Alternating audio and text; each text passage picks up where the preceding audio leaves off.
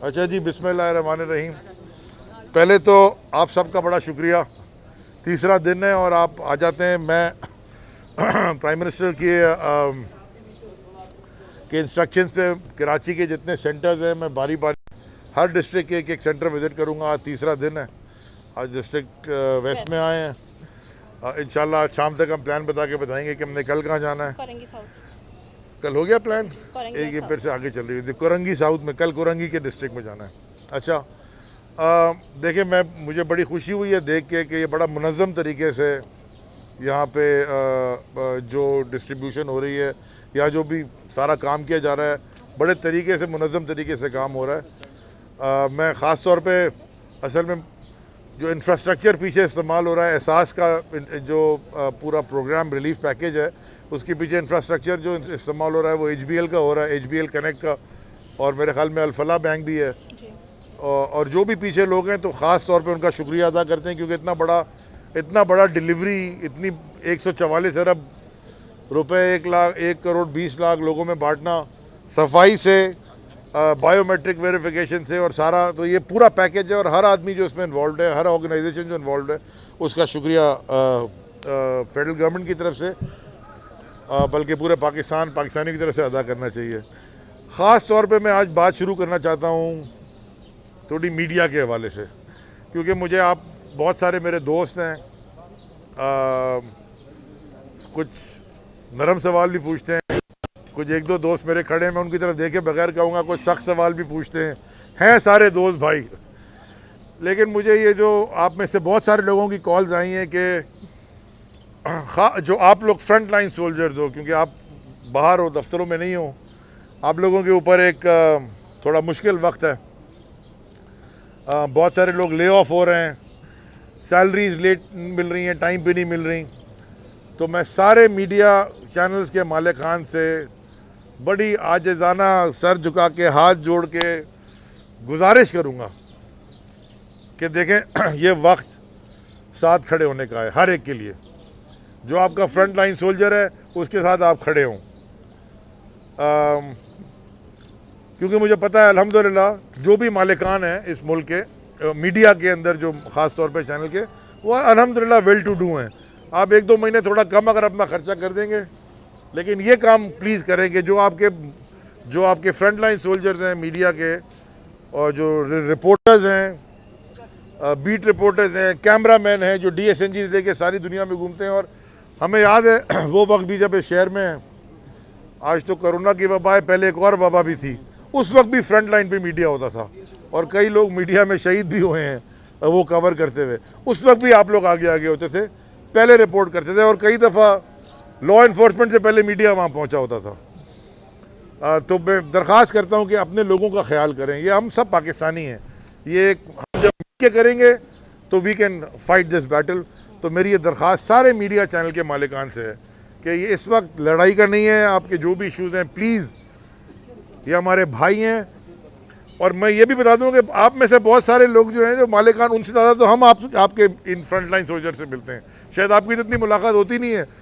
जो हम सियासी लोग हैं, हमें तो जाना पड़ता है बाहर, और हम जाते हैं, हमारी ज़्यादा मुलाकातें होती हैं, तो हमें हर एक का पता होता है किसकी क्या तकलीफ़ है। अक्सर लोग अलग से बताते हैं, मैं कोई नाम नहीं लेना चाहता, पर अलग से लोग आके कहते हैं कि सर हमारा ये एक परेशानी है, हमारी ये परेशानी है।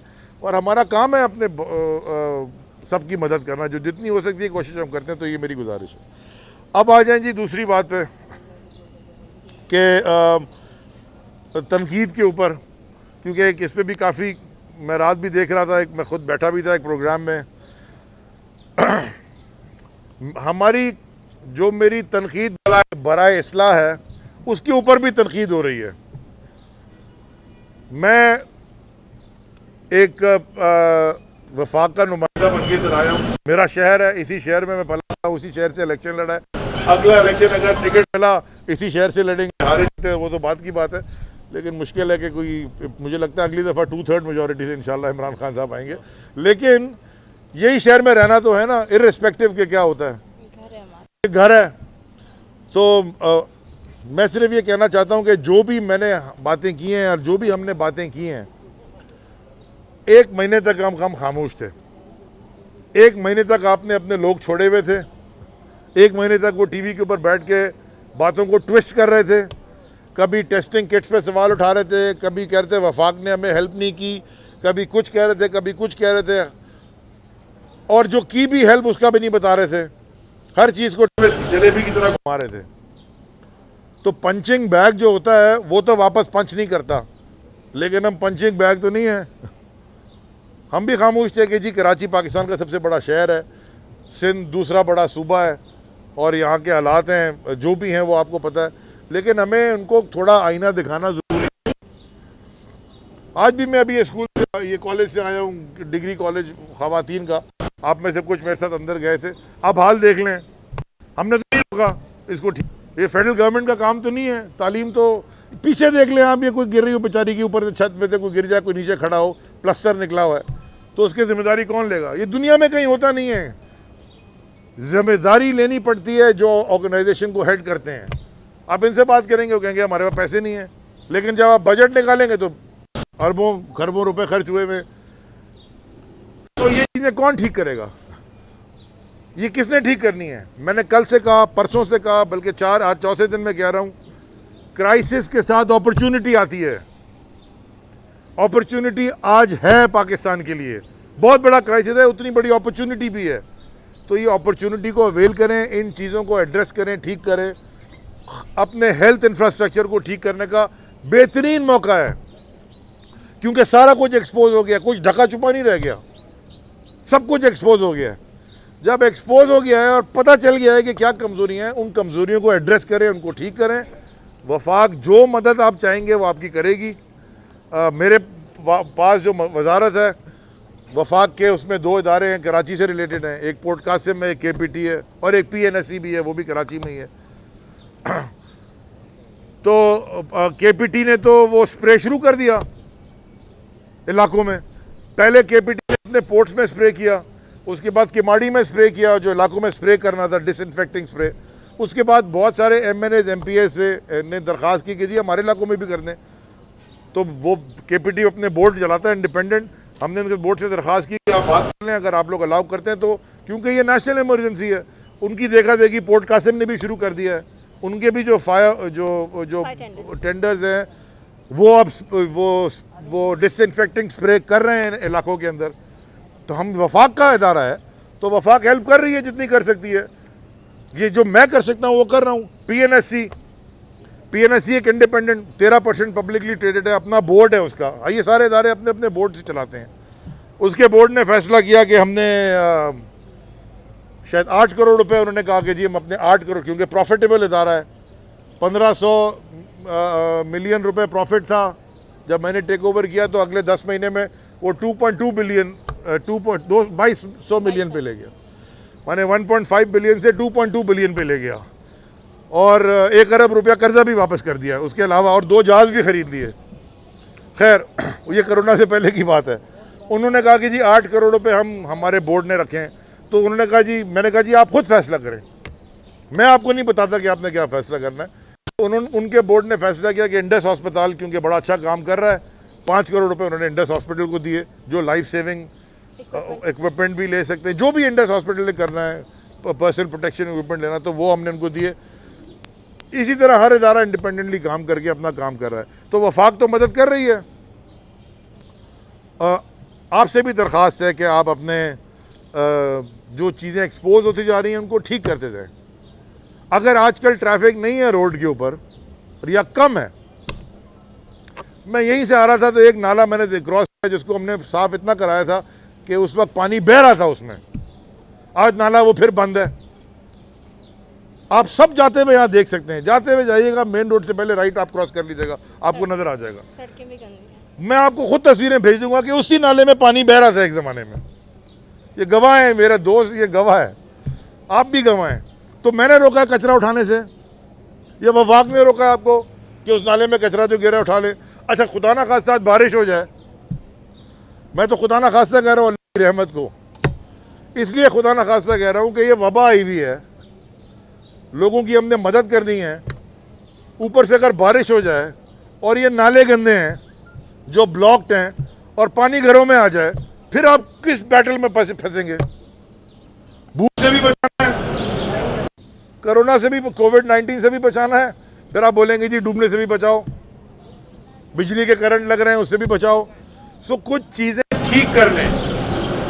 और ये तनकीद इसलिए बराए इस्लाम में हो रही है क्योंकि आपने 30 साल सूबे में हुकूमत की, 12 साल में तो आप कंसेक्यूटिव हो और 12 साल में 5 साल वफाक में भी आप थे और अगले 5 साल भी आपका पार्टनर ही था वफाक में। वो थोड़ी बैटिंग तुम कर लो, थोड़ी बैटिंग हम कर लें। सो आपके ऊपर ये ज़्यादा जिम्मेदारी आती है। और हमारे बेचारे MNAs और MPs कराची में जो इलेक्ट होके आए, सवाल उनसे पूछते हैं लोग।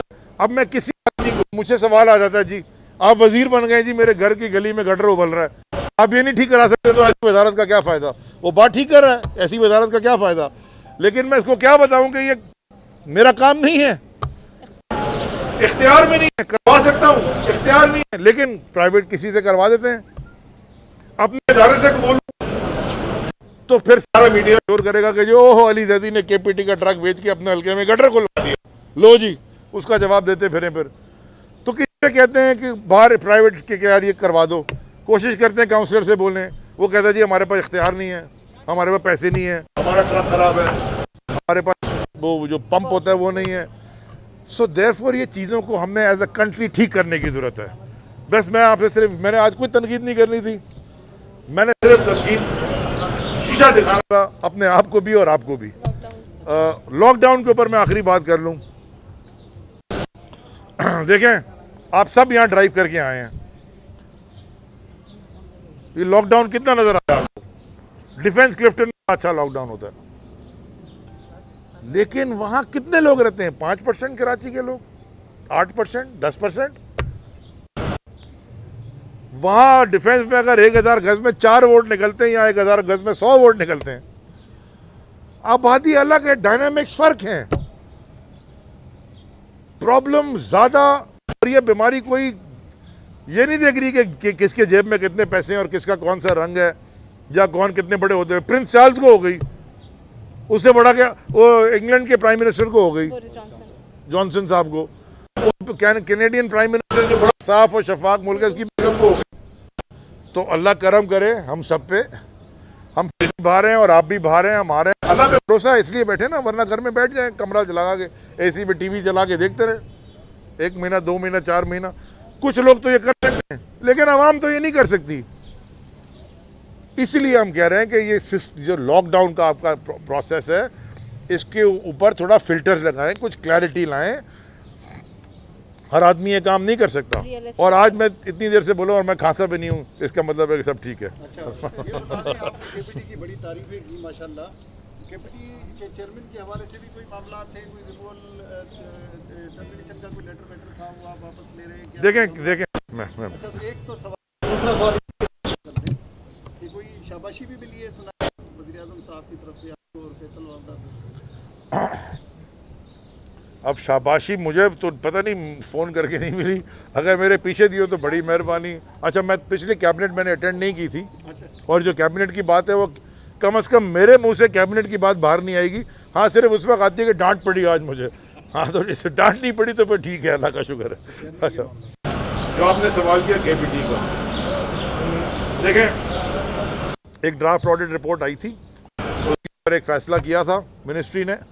मैंने वो कैबिनेट के पास गया था, कैबिनेट की अप्रूवल भी थी। चेयरमैन साहब ने, मेरे उनसे बड़े अच्छे ताल्लुकात हैं, आप सबको पता है। अक्सर लोग कहते हैं कि आप हर वक्त साथ घूम रहे होते थे।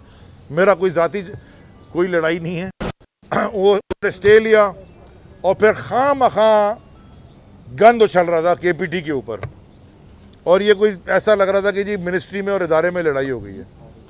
तो हमने अटॉर्नी जनरल साहब से कंसल्ट किया, क्योंकि वही रिप्रेजेंट कर रहे हैं वफाक, और वफाक के ऊपर केस फाइल हुआ था। तो हमने अटॉर्नी जनरल साहब से कंसल्ट किया। देखें, एक अंग्रेज़ी में कहते हैं not looking for revenge but pursuing justice. इसका मतलब यह है कि मैं को बदला लेने नहीं निकला किसी से, मैं तो इंसाफ ढूंढने निकला हूँ। तो वो उन्होंने उन्होंने कहा कि जी आप, एक तरीका लॉ का है, तो आप, हमने वापस ले ली आज अपनी हमने समरी। हमने कहा जी ठीक है, हम वापस ले लेते हैं, क्योंकि ये लड़ाई अगर ये कोर्ट में चलती रहेगी फिर अखबारों की रंग बिरंगी, और बड़ा खास गया। अच्छा, और फिर वो एक चला दिया जी बड़ी सोशल मीडिया पे कैंपेन, स्पॉन्सर्ड कैंपेन, क्योंकि उस पर आपको पता है फेसबुक पे जब आप पेज लगा के चलाते हैं उस पर लिखा था स्पॉन्सर्ड, वो पैसे लगा रहा था, अली जदी एक्सपोज्ड। बड़ा मुझे हंसी आ रही थी, बड़ा मज़ा आ रहा था वो देख देख के।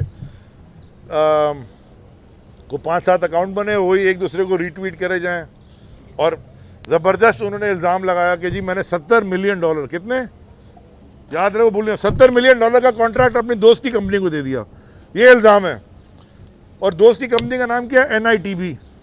तो मेरे भाई थोड़ी सी ज़्यादा रिसर्च कर लेते तो पता चलता कि पहले पता चलता कि NITB मेरे दोस्त की कंपनी नहीं है, मिनिस्ट्री ऑफ IT की अंदर एक इदारा है, नेशनल इंफॉर्मेशन टेक्नोलॉजी बोर्ड, जो कि हुकूमत पाकिस्तान का इदारा है।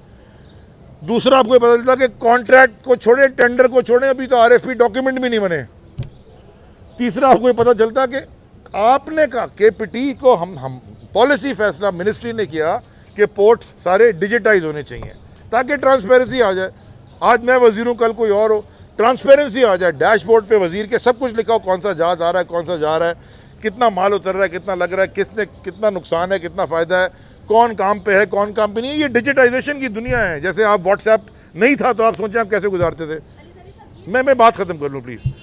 तो वो NITB को हमने भेजा KPT के कहने पे, और उन्होंने जाके पूरा सर्वे किया और उन्होंने कहा कि जो आप चाहते हैं वो बड़ा महंगा है, और अगर उसकी शेल्फ प्राइस इतनी महंगी है, लेकिन हम आपको फ्री सर्विस, क्योंकि हमारे पास मैंडेट है गवर्नमेंट ऑफ पाकिस्तान का हुकूमत के सारे शोबों को डिजिटाइज करने का, तो आप बिड करवाएं, जो भी आएगा हम आपको ऊपर से फ्री के अंदर, फ्री में जो उनका काम है मैनेजमेंट सर्विसेज प्रोवाइड करेंगे।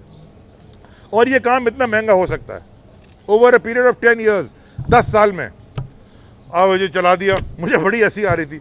एनीवेज, तो ये सब गंद चल रहा था। बाय द वे, वो जितने भी अकाउंट थे, ये भी मैं आपको आज ब्रेकिंग न्यूज़ दे देता हूँ कि कल मैंने वाजिद ज़िया साहब को ख़त लिखा है, उन सारे अकाउंट्स के साथ, उन अकाउंट्स को लिस्ट करके कौन से स्पॉन्सर्ड है, कौन से नहीं है। और मैंने कहा कि जी साइबर क्राइम से पता कराएं कि ये कैसे हो सकता है, ये कानून मेरा राइट है। अगर आपके खिलाफ कोई भी लिखता है तो आप ये साइबर क्राइम को लेके करा सकते हो। मैंने कल खत लिख के उनको भेज दिया कि जी मुझे पता करके दें कि ये कौन है, ये फेडरल गवर्नमेंट के खिलाफ इतनी सीधी बातें कर रहा है और पैसे लगा रहा है उसके ऊपर। जी, सवाल आपको।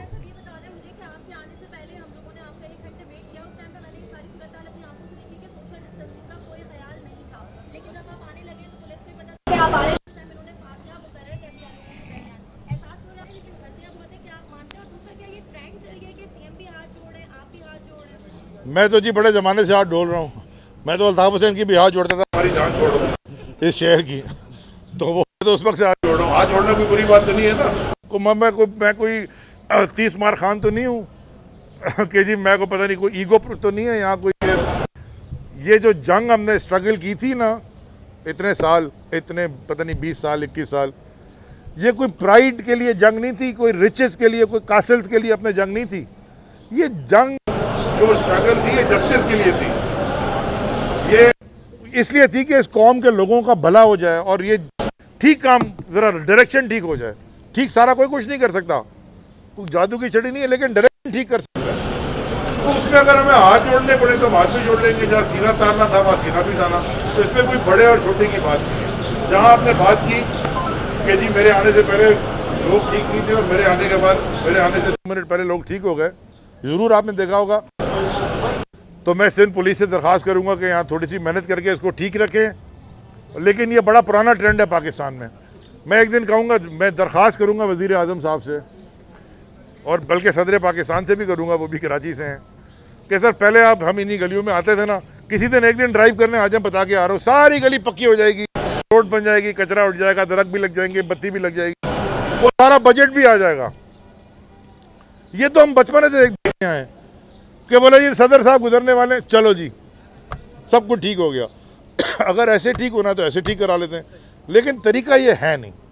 तो गुजारिश है सबसे, सारे भाई हैं पाकिस्तानी, पुलिस वाले भी बेचारे सुबह से खड़े हैं, रात तक खड़े रहते हैं, रेंजर्स खास तौर पे बड़ा उनका मुश्किल काम है, वो भी खड़ी है, मीडिया का मुश्किल काम है, जो अंदर लोग बैठे हैं उनका मुश्किल काम है, HB वाले खड़े हुए वो कर रहे हैं, उनका हर ये कंबाइंड एफर्ट से ठीक होगा। डॉक्टर्स का मैंने कल भी जिक्र किया था, जो हेल्थ स्टाफ है उनके लिए मुश्किल काम है। सो देयरफॉर हम सारों ने मिलकर बैटल लड़नी है। एक आदमी ये नहीं कर सकता कि जी या तो कोई ले आए ना कोई टीके लगाने ठीक हो जाओगे, तो वो है कोई नहीं। सर कल जो प्रेस कॉन्फ्रेंस हुई, वज़ीर आला सिंध ने कहा कि एहसास के नाम पर पैसे दें लेकिन वायरस ना दें, उस पर क्या कहेंगे? और दूसरा, वज़ीर आज़म मुल्क के मुख्तलिफ हिस्सों में लेकिन अभी तक सिंध में नहीं आए, क्या वजह? इंशाल्लाह प्लान बना के वो आ रहे हैं, क्योंकि देखें वहाँ पे डिसीजन मेकिंग का काम है, हर आदमी का अलग काम है। वज़ीर आज़म के लेवल पे जब कोई पहुँचता है और वहाँ या कोई भी बड़े ओहदे पे पहुँचता है, उसका काम डिसीजन मेकिंग का होता है।